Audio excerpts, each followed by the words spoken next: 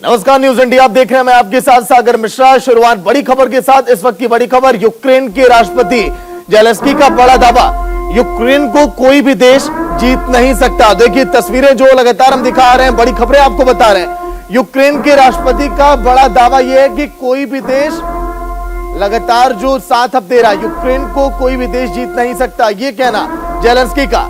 ऐसे में यूक्रेन के हौसले आखिर बुलंद क्यों? जेलेंस्की का यूक्रेनी नागरिकों को यह संदेश है। एक तो यूक्रेनी राष्ट्रपति ने उस दलदल में धकेला अपने नागरिकों को जहां से उनका निकल पाना मुश्किल है। अपने नागरिकों को यह कह दिया यूक्रेन के राष्ट्रपति ने कि आप पेट्रोल बम बनाइए, आप हाथों में हथियार आप उठाइए और हमला आप करिए, दुश्मन का सामना आप करिए। और अब कह रहे हैं कि कोई भी देश यूक्रेन से जीत नहीं सकता। ऐसे में कहीं भारी ना पड़ जाए ये जो बहुत ज्यादा खुद पर विश्वास है राष्ट्रपति जेलेंस्की का खुद पर, क्योंकि ना तो हथियार है, ना तो सैन्य ताकत है, ना तो लड़ाकू हेलीकॉप्टर है, ना तो तोप है, ना तो बख्तरबंद गाड़ियां। आखिर किसके दम पर ये उछल रहे हैं, ये भी सोचने वाली बात है।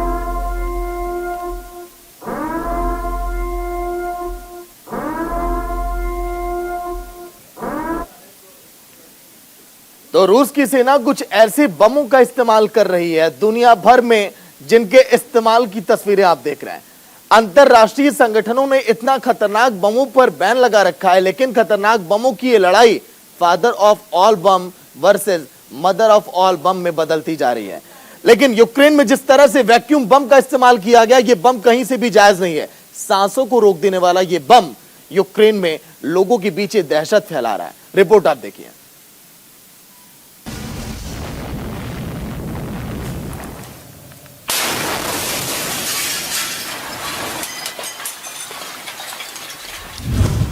Father of all bomb versus mother of all bomb। रूस के वैक्यूम बॉम्ब के खिलाफ अमेरिका का मदर ऑफ ऑल बॉम्ब। रूस पर युद्ध अपराध के लग रहे आरोप। रूस पर वैक्यूम बम फोड़ने के लग रहे आरोप। रूस पर क्लस्टर बम के इस्तेमाल के लग रहे आरोप। रूस ने यूक्रेन पर तेज किया घातक हमला। रूस के खिलाफ अमेरिका के बमों की बढ़ती चर्चा। रूस और यूक्रेन की जंग लगातार खतरनाक रूप लेती जा रही है। हालात बता रहे हैं कि रूस जल्द से जल्द यूक्रेन की राजधानी कीव और बड़े शहरों पर कब्जा करना चाहता है। रूसी सेना का बेहद आक्रामक रूप सामने आ रहा है। लगातार जारी बमबारी से दहल रही है यूक्रेन की राजधानी कीव और खार्किव जैसे दूसरे बड़े शहर।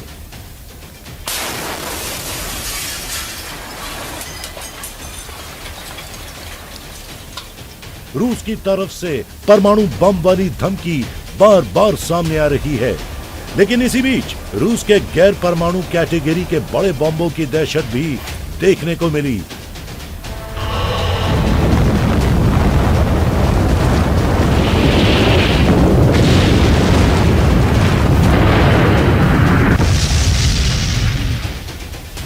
जिस कैटेगरी में आता है रूस का सबसे खतरनाक bomb, father of all bomb यानी वैक्यूम बॉम्ब, और इसके साथ ही क्लस्टर बम के इस्तेमाल की बात सामने आ रही है।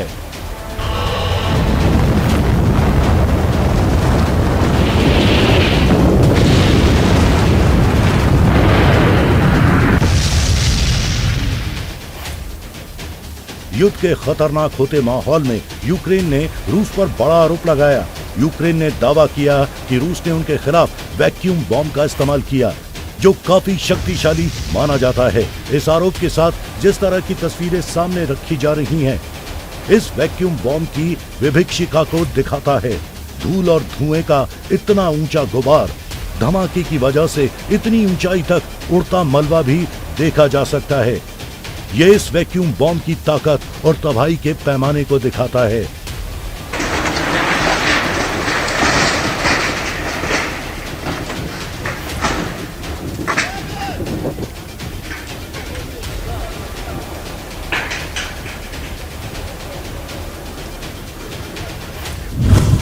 इस बम में पारंपरिक गोला बारूद का इस्तेमाल नहीं होता, बल्कि इसकी जगह उच्च दबाव वाले विस्फोटक भरे जाते हैं। इसमें ऑक्सीजन का बड़ा ही घातक इस्तेमाल होता है। ये बम ऑक्सीजन को सोखकर बड़ा धमाका करता है। वैक्यूम बम 44 टन TNT की ताकत वाला धमाका कर सकता है। यूक्रेन के राष्ट्रपति वोलोदिमीर ज़ेलेंस्की ने रूस पर युद्ध अपराध के आरोप लगाए हैं। रूसी सेना की बर्बरता बढ़ती ही जा रही है। प्रतिबंधित बमों के इस्तेमाल से भी परहेज नहीं कर रहा है। माना जा रहा है कि हमले के 5वें दिन पुतिन की सेना ने अपनी बर्बर कार्रवाई में क्लस्टर और वैक्यूम बम का इस्तेमाल किया।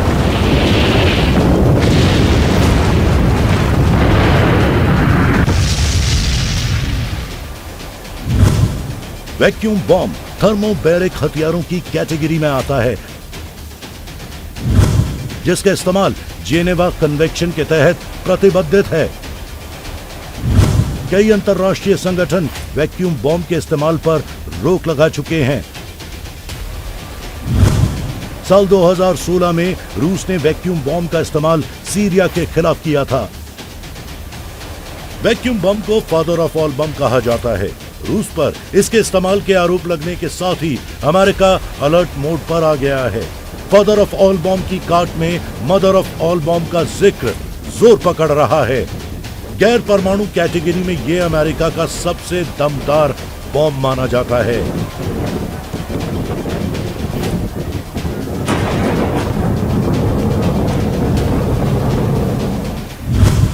मैसिव ऑर्डिनेंस एयर ब्लास्ट बम, अमेरिका का यही बम मदर ऑफ ऑल बम कहलाता है। इसे आधिकारिक तौर पर GBU-43 कहा जाता है। इसका वजन 10,000 किलोग्राम है। इसकी लंबाई लगभग 30 फीट है।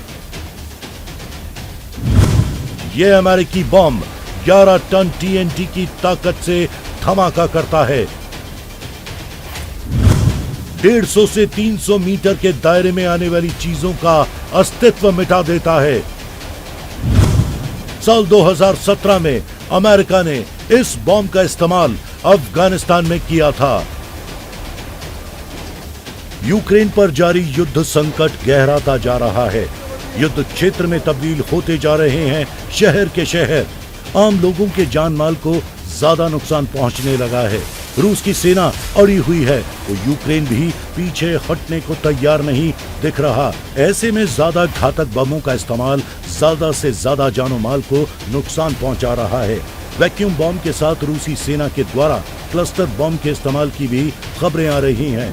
धमाकों के वीडियो के आधार पर कहा जा रहा है कि रूस क्लस्टर बमों का भी इस्तेमाल कर रहा है। अंतर्राष्ट्रीय कानून के तहत क्लस्टर बम भी प्रतिबद्ध कैटेगरी में आता है। इसका इस्तेमाल अवैध है। क्लस्टर बम बहुत बड़े क्षेत्र को अपनी चपेट में ले लेता है। युद्ध खत्म होने के बाद भी इसका खतरा बना रहता है। क्लस्टर बम, जैसा कि नाम से ही पता चलता है, ये एक बम नहीं, छोटे बमों का गुच्छा होता है। मुख्य बम से कई सारे छोटे छोटे बम निकलकर फैल जाते हैं। छोटे विस्फोटक निर्धारित लक्ष्य के आसपास भी नुकसान पहुंचाते हैं। मतलब ज्यादा बड़ा क्षेत्र क्लस्टर बम की चपेट में आ जाता है। आसपास गिरने वाले छोटे बम लंबे समय तक पड़े रह सकते हैं।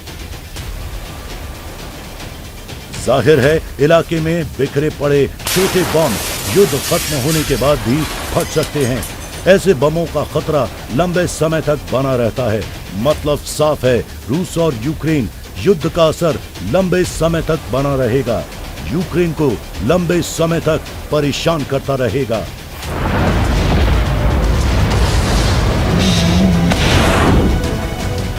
रूस के प्रतिबंधित बमों के इस्तेमाल वाले आरोप के साथ अमेरिका के खतरनाक बमों की चर्चा जोर पकड़ती जा रही है।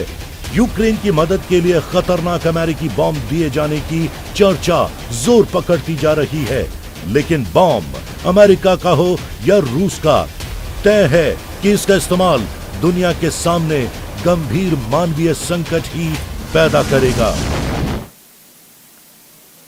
तो चलिए, यूक्रेन से जिन छात्रों की वतन वापसी हो रही है उनसे बात कर रहे हैं रक्षा राज्य मंत्री अजय भट्ट। सुनवाते हैं आपको।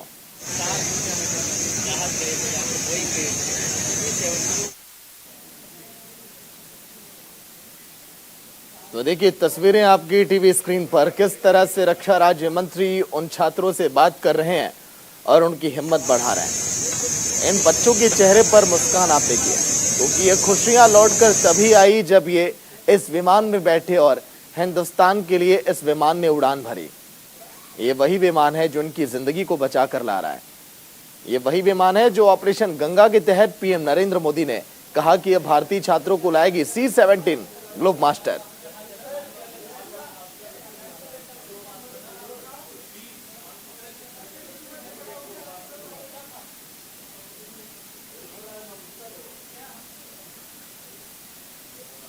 तो चलिए, बड़ी खबर आ रही है, यूक्रेन ने रूसी टैंकों पर कब्जा किया। बड़ी खबर जो हम आपको दिखा रहे हैं, जिस तरह से कब्जा किया रूसी टैंकों पर यूक्रेन ने रूसी टैंकों पर कब्जा किया। लगातार यूक्रेन रूस के बड़े बड़े हथियारों को भी अपने कब्जे में ले रहा है। कई बख्तरबंद गाड़ियों को भी यूक्रेन के सैनिकों ने तबाह कर दिया। जो रूसी सैनिक लगातार अटैक कर रहे हैं यूक्रेन पर, देखिए आप, यूक्रेन की सैन्य ठिकानों पर जिस तरह से हमला कर रहा है रूस अब, और यूक्रेन भी उसका मुंहतोड़ जवाब दे रहा है। और हालांकि सुबह सुबह आपने सुना जेलेंस्की का जो बयान आया कि यूक्रेन को जीतना किसी भी देश के लिए आसान नहीं है, सभी को चुनौती हम दे सकते हैं, क्योंकि उनके सैनिक इस वक्त अपनी सीमा के अंदर डट कर मुकाबला कर रहे हैं रूसी सैनिकों का। हर एक हमले का जवाब दे रहे हैं रूस, बेशक चाहे कितना भी नुकसान पहुंचा ले। देखिए तस्वीरें जो हम आपको दिखा रहे हैं, सैन्य ठिकानों पर लगातार रूस इसीलिए हमला कर रहा है ताकि यूक्रेन कुछ तो झुके। 2 राउंड की बातचीत हो गई टेबल पर, लेकिन वो बातचीत हमेशा बेनतीजा ही दिखाई दी। देखिए किस तरह से तस्वीरों के माध्यम से हम दिखा रहे हैं। कल भी सैन्य ठिकानों पर रूस ने हमला किया, यूक्रेन के पुलिस मुख्यालय पर हमला किया, अस्पताल पर हमला किया, इमारतों पर हमला लगातार जारी है, और सैन्य ठिकानों पर ये लगातार बमबारी रूस कर रहा है यूक्रेन के। और इसीलिए कई टैंकों पर जिस तरह से हमला किया गया यूक्रेन की तरफ से, और ऐसे में ये मंजर लगातार यूक्रेन में देखा जा रहा है। लेकिन अब ऐसे में सवाल ये है कि अगर यूक्रेन जवाब दे रहा है रूस का, अगर उनके सैनिकों को नुकसान पहुंचा रहा है, उनकी बख्तरबंद गाड़ियों को, उनके टैंकों को ध्वस्त कर रहा है, तो क्या रूस के हौसले थोड़े पस्त होंगे? क्या रूस अब ये सोचेगा कि हाँ, जो लड़ाई हमने सोची थी कि 3 दिन में खत्म हो जाएगी, वो लड़ाई अब 8वें दिन तक आ जाएगी? देखिए तस्वीरें आपकी टीवी स्क्रीन पर, लगातार मुंहतोड़ जवाब। ये टैंक की तस्वीर है जिस पर यूक्रेन ने कब्जा किया। कुछ दिन पहले एक टैंक की तस्वीर आई थी जिसमें यूक्रेन की महिला बैठकर चलाना सिखा रही थी कि देखिए कैसे टैंक को आप चला सकते हैं। तो ऐसे में कई हथियार, कई गाड़ियां, कई टैंक जो यूक्रेन की सीमा में प्रवेश तो कर लिए, लेकिन अब वो बाहर नहीं आने वाले हैं।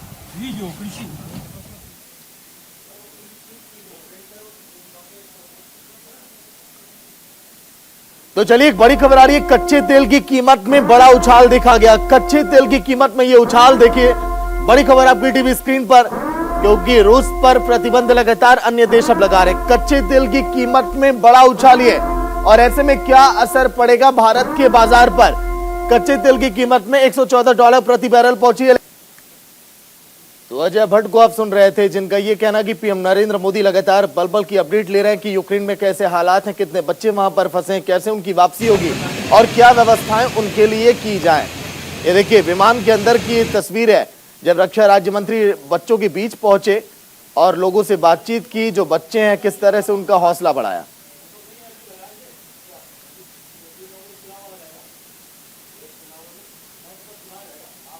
लेकिन युद्ध के बीच रूस पर पाबंदियों की मार लगातार जारी है। कई देश और मल्टीनेशनल कंपनियों ने पुतिन से देश से नाता तोड़ लिया। अमेरिका, ब्रिटेन समेत कई देशों ने रूसी बैंकों पर बैन लगा दिया। लेकिन रूस पर क्या इसका कोई प्रभाव पड़ेगा? क्योंकि रूस ये कह रहा है कि हम पर इसका कोई फर्क नहीं पड़ने वाला। रूस कह रहा है कि हम इसके लिए तो पहले से ही तैयार थे। रिपोर्ट आप देखिए।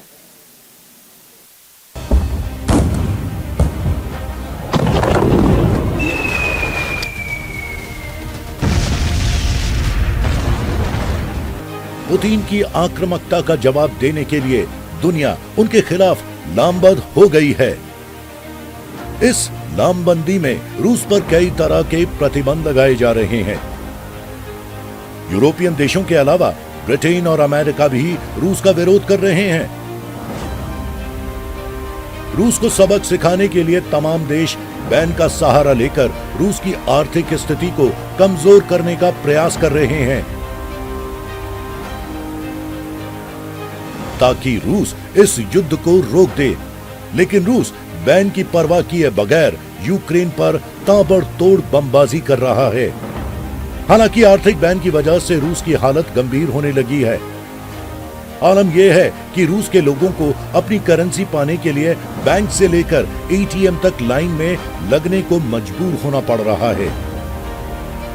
आम आदमी हो या अमीर आदमी, हर कोई लाइन में लगा है और सभी को नकदी के लिए मारामारी करनी पड़ रही है, क्योंकि रूस के बैंकिंग सिस्टम पर पश्चिमी प्रतिबंधों का गहरा असर हुआ है।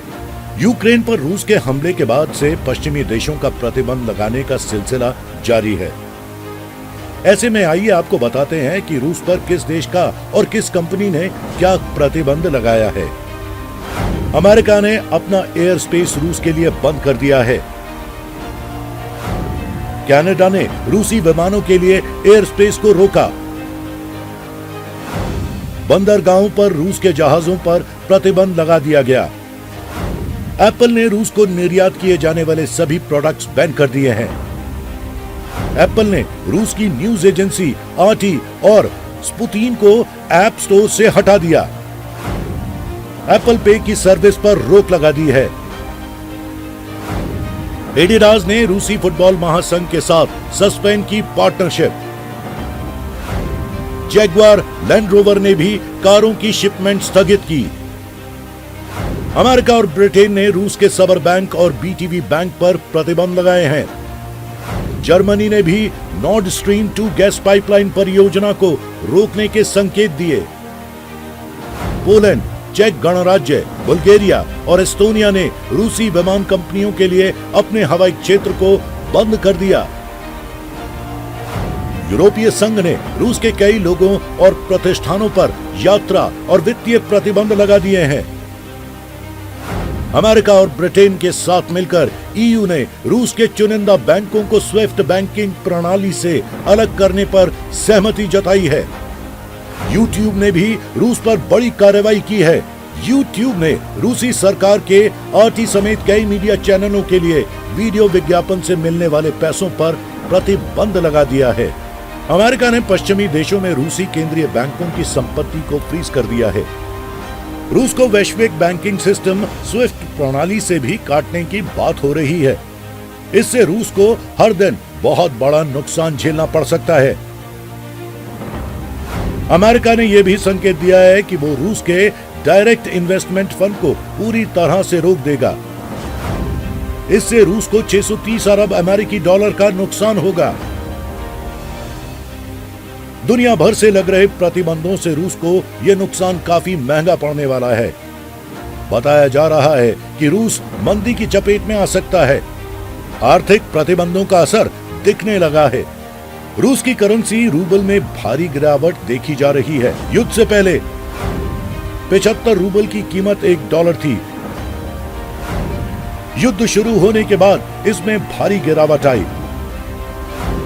$1 के बदले अब लोगों को 113 रूबल देने होंगे। शेयर बाजार 40% तक गिर चुका है। 630 अरब डॉलर के विदेशी मुद्रा भंडार को फ्रीज कर दिया गया है। ब्याज दरों में 9.5% से 20% तक का भारी इजाफा हो गया है। यूक्रेन पर रूसी आक्रमण के बाद जहां रूस पर प्रतिबंधों का दौर जारी है, वहीं दुनिया के कई देश और संस्थाएं यूक्रेन को खुलकर मदद कर रही हैं। वर्ल्ड बैंक यूक्रेन को मदद देने की तैयारी कर रहा है। विश्व बैंक की $300 करोड़ की आर्थिक मदद की तैयारी। यूएन यूक्रेनी लोगों के लिए $1.7 बिलियन की मानवीय सहायता देगा। यूक्रेन पर हमले का आदेश देने के बाद रूस के राष्ट्रपति व्लादिमीर पुतिन की पूरी दुनिया में आलोचना हो रही है। उनके सबसे खास और करीबी सहयोगी ने भी उनको अकेला छोड़ दिया है। पुतिन दुनिया से अलग थलग होने की कगार पर खड़े हैं।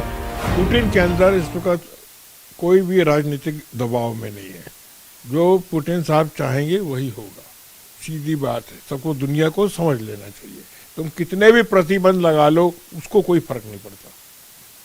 वो नहीं चेंज करेगा अपनी पॉलिसी, जो उसने पॉलिसी अख्तियार की है। वो अपना पॉलिटिकल ऑब्जेक्टिव पूरा करेगा। जो भी है भगवान जाने क्या है, मगर जो भी है वो पूरा करेगा, उसके बाद जाएगा। दुनिया के दबाव और रूस पर लगे प्रतिबंधों का असर पुतिन पर होता नजर नहीं आ रहा। रूस की सेना लगातार आगे बढ़ रही है। हालांकि इन सब के बीच सुखद खबर यह है कि रूस और यूक्रेन शांति के लिए बीच के रास्ते पर राजी हो गए हैं। शांति को लेकर भले ही बेलारूस में हुई पहली बैठक बेनतीजा रही हो, मगर एक और दौर की बातचीत से बेलगाम मौतों के आंकड़ों पर विराम लगाने की उम्मीद बढ़ती नजर आ रही है।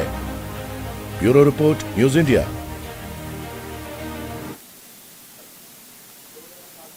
तो चलिए अब आपको ग्राफिक्स के जरिए दिखाते हैं कि किन देशों ने रूस पर क्या क्या प्रतिबंध लगाए, क्या बैन लगाए। देखिए किन देशों ने, अब हम आपको दिखाएंगे ग्राफिक्स के जरिए कि कैसे वहां पर हालात हैं और कौन से देशों ने प्रतिबंध लगाए, क्या फर्क पड़ रहा है इसका। देखिए किन देशों ने रूस पर बैन लगाया। अमेरिका 2 रूसी बैंकों पर बैन लगाया। यूरोप में कारोबार करने से प्रतिबंध लगा दिया गया है। और अन्य देश, ब्रिटेन ने भी पाबंदियां लगाई हैं 5 बैंकों पर, 5 रूसी बैंक जिन पर प्रतिबंध लगाया गया। ब्रिटेन में, जर्मनी में गैस परियोजना पर पाबंदी लगा दी गई। जर्मनी ने 11 अरब डॉलर से ज्यादा की नॉर्ड स्ट्रीम 2 गैस परियोजनाओं को भी रोक दिया। अब जापान ने देखिए क्या प्रतिबंध लगाया। जापान ने रूसी बॉन्ड पर रोक के साथ ही कुछ लोगों की देश में एंट्री पर भी बैन लगा दिया है। और उसके साथ ही ये प्रतिबंध लगातार बरकरार है। ऑस्ट्रेलिया ने रूसी सुरक्षा परिषद के 8 सदस्यों की देश में एंट्री पर रोक अब लगा दिया। ऐसे में अब देखना यह होगा कि ये जो प्रतिबंध लगातार ऑस्ट्रेलिया हो या ब्रिटेन हो या यूरोपीय देश जो लगातार ये लगा रहे हैं, रूस क्या इससे झुकेगा, क्योंकि इन पाबंदियों का रूस पर कोई भी फर्क पड़ता हुआ दिखाई नहीं दे रहा है। चाहे हम बात करें अमेरिका की, वर्ल्ड बैंक जो मदद के लिए कदम आगे बढ़ाया, 3 अरब डॉलर की मदद वर्ल्ड बैंक देने वाला है यूक्रेन को। 1 अरब डॉलर की मदद करेगा अमेरिका, लेकिन क्या यूक्रेन इससे मजबूत होगा। 7 दिन की तस्वीरें अब हम आपको दिखाएंगे कि कैसे वहां हालात हैं यूक्रेन में। देखिए आप, पहले दिन क्या हुआ। पहले दिन जब हमले की शुरुआत हुई तो किस तरह से गोलाबारी की गई। पहले चेताया गया कि रूस की सेना इस वक्त एंट्री कर चुकी है यूक्रेन में, अगर आप संभल सकते हैं तो संभल जाइए। पहले दिन की तस्वीर जहां पर धुएं का गुबार, ये बमबारी जो आप देख सकते हैं जब सेना पर भी हमला किया गया। दूसरे दिन से शुरुआत हुई, देखिए कुछ रिहायशी इलाकों में जब बम गिरने शुरू हुए। ये बड़ी बड़ी इमारतें की तस्वीर आप देखिए। इन इमारतों पर जब बम गिरे तो लोग वहां पर सहम गए, लोग डर गए। उसके बाद लोग धीरे धीरे पलायन करने लगे। फिर उसके बाद तीसरे दिन की तस्वीर हम आपको दिखाएंगे कि किस तरह से तीसरे दिन वहां पर हमला किया गया। देखिए इमारत पर हमला किया गया। ये कई मंजिला इमारती जो ये बिल्डिंग है, यहां पर जब हमला हुआ तो कई लोग यहां पर जो थे वो तुरंत निकल कर जाने लगे। कई लोगों की यहां पर जाने भी चली गई। ये 7 दिन की तस्वीर है। अब चौथे दिन क्या हुआ ये आप देखिए, क्योंकि गैस प्लांटों पर देखिए अटैक कर रहा लगातार रूस।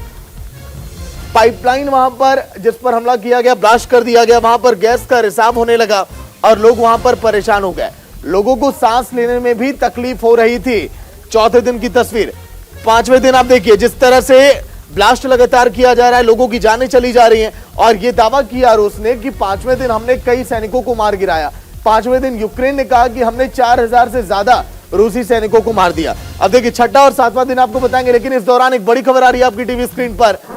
यूक्रेन में आज 8वां दिन है। रूस जो लगातार युद्ध कर रहा है, यूक्रेन में लगातार भीषण बमबारी की जा रही है। कीव, ओडेसा और इसके बाद कई शहरों में बमबारी हो रही है। कीव में रक्षा मंत्रालय के पास भी धमाका हुआ आज के दिन। रूस ने खेरसन में कई हमले किए। रूस ने खेरसन पर कई हमले किए। उसके बाद अब आगे हमले की रणनीतियां बना रहा है। कल हॉस्पिटल पर हमला, सैन्य ठिकानों पर हमला, पुलिस मुख्यालय पर हमला। उसके बाद लगातार कई जगहों पर खेरसन में भी कब्जे की तस्वीर अब सामने आई। रक्षा मंत्रालय के पास अगर धमाका हुआ तो इससे अंदाजा आप लगाइए कि इन जगहों पर हमला करने का मकसद केवल रूस का इतना है कि कैसे इनको सैनिकों को अपने कब्जे में किया जाए या इनको मौत के घाट उतारा जाए। खेरासन पर हमले के बाद अब रूस ने कब्जा कर लिया है। कल के दिन से लगातार खेरासन की चारों तरफ सीमाएं बढ़ रही थी और उनका यह कहना था कि अब यूक्रेन के एक एक बड़े शहरों पर कब्जा हम करेंगे। सबसे पहले कीव की तरफ जिस तरह से 64 किलोमीटर का लंबा काफिला बढ़ रहा था और अब इस वक्त यूक्रेन को लगभग चारों कोनों से रूस ने अब घेर रखा है। तस्वीरें देखिए, मलबे के ये निशान, ये वो जख्म है जो यूक्रेन से अब बहुत जल्दी अब मिटने अब नहीं वाले। ये वो जख्म लगे हैं यूक्रेन पर जिस पर मरहम लगाने की कोशिश अब अन्य देश अब कर रहे हैं। देखिए, ये काफिले की तस्वीर है, ये बख्तरबंद गाड़ियां जो इस वक्त यूक्रेन में दाखिल होकर वहां पर तबाही मचाना चाहती हैं। ये वो बख्तरबंद गाड़ियां हैं जो यूक्रेन में घुसकर इस वक्त यूक्रेन के सैनिकों को, यूक्रेन के आम नागरिकों को निशाना बना रही हैं। तो ऐसे में क्या अब देखना होगा कि आने वाले समय में कौन ऐसे शहर हैं जिसको पकड़ेगा अब रूस, अब कब्जा करेगा। लेकिन ऐसे में आगे हम आपको दिखाएंगे कि आखिर अब कौन से आगे शहर है जिस पर रूस अब कब्जा करना चाहता है और ये काफिला इस वक्त क्या कर रहा है यूक्रेन में, कैसी हलचल है।